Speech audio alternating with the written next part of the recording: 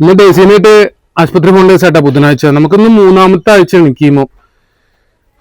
അപ്പൊ ഇന്ന് പോയിട്ട് അംഗ്രസ് ഡോക്ടറെ കാണണം. കീമോ പിന്നെ അവര് പ്രൈവറ്റ് ഹോസ്പിറ്റലിൽ പോകണം. കീമോ ഇനി വേണോ വേണ്ടത്, കാരണം ബാക്കിലൊക്കെ ക്ലിയർ ആയിട്ടുണ്ട് പേജന്റിന്റെ അവിടെ. പിന്നെ കീമോ സ്പ്രെഡ് ആയിട്ടുണ്ടായത് മുറിവുകൾ ഉണങ്ങിയിട്ടുണ്ട്. പക്ഷെ ഇനി മുന്നോട്ട് പോയി കാലിനാണോ നട്ടലിനാണോ ഞരമ്പുകൾക്കാണോ തകരാറുകൾക്ക് അതൊക്കെ ചെക്ക് ചെയ്യണോ, കാരണം ഫുൾ തളർന്നിട്ടാണല്ലോ.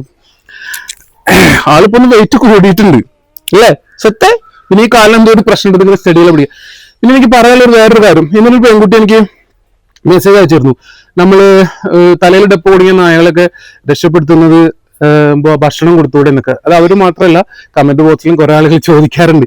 പക്ഷെ അവരറിയേണ്ട ഒരു കാര്യം, നമ്മൾ മനുഷ്യരായിട്ട് സമ്പർക്കമുള്ള ഇടപഴക്കുള്ള ഡോഗ് മാത്രമേ നമ്മൾ തല ഡപ്പ് കുടുങ്ങിയാലും കാലിൽ കേബിൾ കുടുങ്ങിയാലും അവര് ഇത് രക്ഷപ്പെടുത്തിയതിന് നിൽക്കുള്ളൂ. പക്ഷെ ഒരു മനുഷ്യരായിട്ട് ഇടപഴക്കാത്ത, സമ്പർക്കമില്ലാത്ത, പേടിച്ച് നിൽക്കുന്ന, അതായത് മനുഷ്യരിൽ നിന്നുണ്ടായ അനുഭവങ്ങൾ കാരണം മനുഷ്യരിൽ നിന്ന് അകന്നു നിൽക്കുന്ന കുറെ ഡോഗ്സ് ഉണ്ട്. അവർ ഈ തലയിൽ ഡപ്പ് കുടുങ്ങിയാലും കമ്പി കുടുങ്ങിയാലും നമ്മൾ ക്യാച്ചിനിട്ടിട്ട് പിടിച്ചിട്ട് അവർ അത് രക്ഷപ്പെട്ടു എന്ന് അവർ ഉറപ്പ് വരുത്തിയാൽ എങ്ങനെയും നമ്മളൊരു കടി കടിച്ച് ഓടി രക്ഷപ്പെടാനേ നോക്കുള്ളൂ. എങ്ങനെയായാലും വലയിൽ നിന്ന് അവർ എത്ര പെട്ടെന്ന് മൂവ് ആവാനേ നോക്കുള്ളൂ. അങ്ങനെ ഒരു സമയത്ത് അവർ ഭക്ഷണം കഴിക്കാനോ വെള്ളം കുടിക്കാനോ കാത്തു നിൽക്കില്ല. ആ ഒരു സത്യം നിങ്ങൾ മനസ്സിലാക്കുക. നമ്മൾ കരുതുന്ന പോലെ രക്ഷപ്പെട്ട് ഇനി കുറച്ചു നേരം നിൽക്കാം, ഭക്ഷണം കഴിക്കാം, അങ്ങനെ നിൽക്കില്ല. അവർ ജീവനും കൊണ്ട് പ്രാണനും കൊണ്ട് ഓടുള്ളൂ കേട്ടോ. അപ്പൊ ആ ഒരു സത്യാവസ്ഥ നിങ്ങൾ മനസ്സിലാക്കണം. അപ്പൊ ആ കുട്ടിക്ക് ഇന്നലെ മറുപടി കൊടുത്തിട്ടുണ്ട്. ഞാൻ ആ കുട്ടിക്ക് ഇൻസ്റ്റാഗ്രാമിൽ എനിക്ക് മെസ്സേജ്, അപ്പൊ ഞാൻ ആ കുട്ടി വാട്സപ്പിൽ എന്റെ നമ്പർ കൊടുത്തു. വാട്സപ്പിൽ ഒരു തെറ്റിദ്ധാരണകളാണ്, അത് ഞാൻ മാറ്റിത്തരാം, പറഞ്ഞ് മനസ്സിലാക്കി തരാം, വിശദമായി ഒരുപാട് ആൾക്ക് പറഞ്ഞു കൊടുക്കാനുണ്ട് പറഞ്ഞപ്പോ ഞാൻ അങ്ങനെ പറഞ്ഞപ്പോ ആ കുട്ടി വേറൊരു രീതിയിലാണ് അത് എടുത്തിരിക്കുന്നത്. അവര് പിന്നീട് എനിക്ക് മറുപടി ഒന്നൊരു പരിഹാസത്തോടെ പുച്ഛത്തോടെയാണ്, അങ്ങനെ തെറ്റിദ്ധാരണയാണല്ലോ, എന്നാ അത് അങ്ങനെ തന്നെ ഇരിക്കട്ടെ എന്തോ പറഞ്ഞു. അത് പോട്ടെ.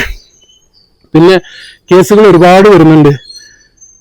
എല്ലാതും അറ്റൻഡ് ചെയ്യാൻ, എല്ലാതും ഓടി രക്ഷപ്പെടുത്താൻ എനിക്ക് കഴിയുന്നില്ല. സാർവീസർ എന്നെ ഏൽപ്പിക്കുന്നത് ഒരു പരിധി വരെ എനിക്ക് ചെയ്യാൻ കഴിയുന്നുണ്ട്. എല്ലാ ജീവനും നമുക്ക് ഒരുപോലെ രക്ഷപ്പെടുത്താൻ കഴിയില്ല. നിങ്ങൾ എൻ്റെ നായകളായിട്ടുള്ള വീഡിയോസ് മാത്രമേ കാണുന്നുള്ളൂ. അതിന്റെ അപ്പുറത്ത് എനിക്ക് ഒരുപാട് ഉത്തരവാദിത്തങ്ങളുണ്ട്. കാണാത്ത കുറെ കാര്യങ്ങൾ ഞാൻ ചെയ്തു തീർക്കേണ്ട കടമകളുണ്ട്. അതും കൂടി ചെയ്തു തീർക്കണില്ലെങ്കിൽ അത് ഒരുപാട് ബുദ്ധിമുട്ടുകളാണ്. അമ്മമ്മ ഹോസ്പിറ്റലായിട്ട് ഒരാഴ്ചയായിട്ടുണ്ടായിരുന്നു. അമ്മമ്മയുടെ കൂടെയാണ്. അപ്പൊ ഇന്നലെ ഡിസ്ചാർജ് ആയിരുന്നു. അതിന്റെ ഇടയിൽ അവിടെ പോയിട്ട് ഡിസ്ചാർജും കാര്യങ്ങളൊക്കെ ക്ലിയർ ചെയ്യാൻ വേണ്ടിയുള്ള നെറ്റ്വർക്കിലായിരുന്നു. അതിന്റെ ഇടയിൽ ഒത്തിരി കേസുകൾ ഇന്ന് വിളിച്ചിരുന്നു. പക്ഷെ അവർക്ക് ആർക്കും നിങ്ങൾ ഇവിടെ ഉണ്ടോ, നിങ്ങൾ എന്താ വരാത്തത്?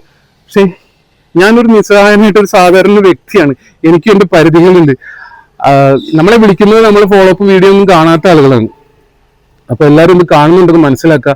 എല്ലാവർക്കും അവരുടേതായ ബുദ്ധിമുട്ടുകളുണ്ട്. എല്ലാ ജീവനും വേണ്ടി ഓടുമ്പോൾ എല്ലാവരുടെ അടുത്തും എപ്പോഴും ഓടിയെത്താൻ കഴിയില്ല. ആയുസുള്ള ഓരോ ജീവൻ രക്ഷപ്പെടും. നമ്മൾ കഴിവിന്റെ പരമാവധി നോക്കും. ഇപ്പൊ ഇവരുടെ കാര്യങ്ങളൊക്കെ എല്ലാം കൂടൊക്കെ കഴുകി, ഇനി എത്ര കൂടുകൾ നമ്മൾ കഴുകി വൃത്തിയാക്കാനുണ്ട്. അമ്പ് ഒന്ന് ലൂസ് മോഷനായിട്ട് പോയിട്ടുണ്ട്, ബ്ലഡ് കലർന്നിട്ട് ടെൻഷനായി പാറോ എന്തെങ്കിലും ആവും എന്നുള്ള പേടി. ആ കൂട് വൃത്തിയാക്കണം. ഇത്രയും വലിയ 2 കൂടുകൾ, ചെറിയ കൂടുകൾ ഒക്കെ കഴുകി വൃത്തിയാക്കുന്നുണ്ട്. ഇന്നലെ നമ്മൾ കുഞ്ഞുങ്ങൾക്ക് ഭക്ഷണം കൊടുത്ത എത്ര സമയമായിരുന്നോ? 4:30 5 മണി 6 മണിയായി. ഇപ്പോ നൈറ്റ് ലഞ്ച് കൊടുക്കുന്നത് നൈറ്റ് സമയത്താണ്. അപ്പൊ ഇതൊക്കെ മേടിച്ചു കൊടുന്ന് വെക്കണം, പുറത്തുള്ള കാര്യങ്ങൾ ഇതൊക്കെ ചെയ്യണം. അങ്ങനെ ഒത്തിരി ഇതിലാണ് ഓടുന്നത്. സാഹചര്യങ്ങൾ മനസ്സിലാക്കുക, ദേഷ്യപ്പെടുന്നവരും പരിഭവം പറയുന്നവരും മനസ്സിലാക്കുക.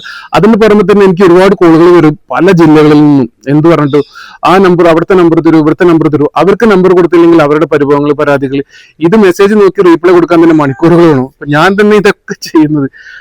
അപ്പൊ സാഹചര്യങ്ങൾ മനസ്സിലാക്കുക. ഓരോ വ്യക്തിക്കും ഓരോ അതിൻ്റെതായ ബുദ്ധിമുട്ടുകളുണ്ട്. അപ്പൊ ഞങ്ങൾ പോട്ടെ. ചിലപ്പോൾ കീമോ ചെയ്യണം, അംഗ്രസ് ഡോക്ടറെ കാണണം, മറ്റുള്ള കാര്യങ്ങൾ നോക്കണം. ഡേസി സെറ്റല്ലേ?